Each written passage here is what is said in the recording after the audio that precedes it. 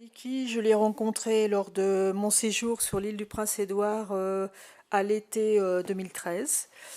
Et j'ai tout de suite aimé ses tableaux. J'ai d'abord regardé ses tableaux et ensuite j'ai découvert Niki.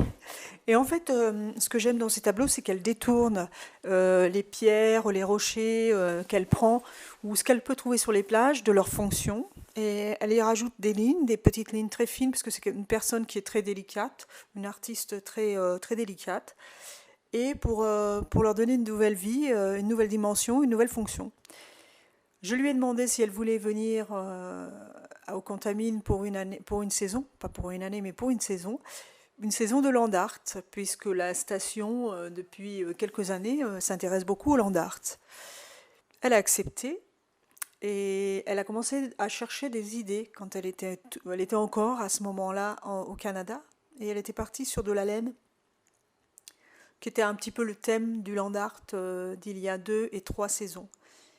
Mais rapidement, quand elle est arrivée, elle a utilisé les ressources naturelles qu'elle trouvait lors de ses déplacements ou même dans sa maison où elle était hébergée.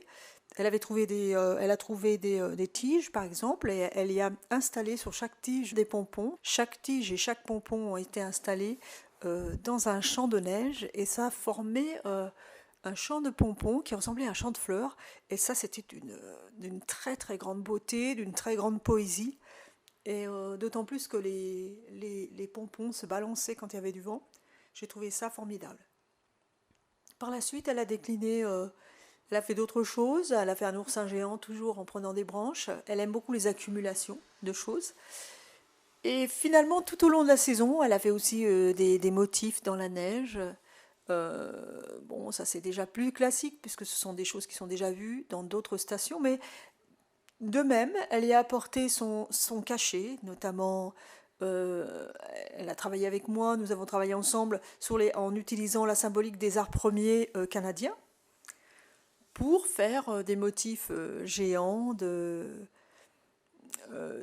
scène de chasse de style des arts premiers inuits.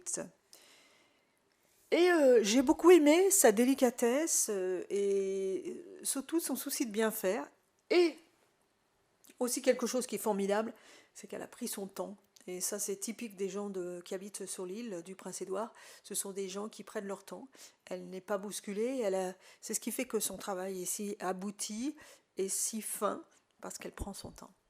Donc pour moi, ça a été une collaboration qui a été complètement réussie. Je suis même d'ailleurs déçue qu'elle soit rentrée au Canada.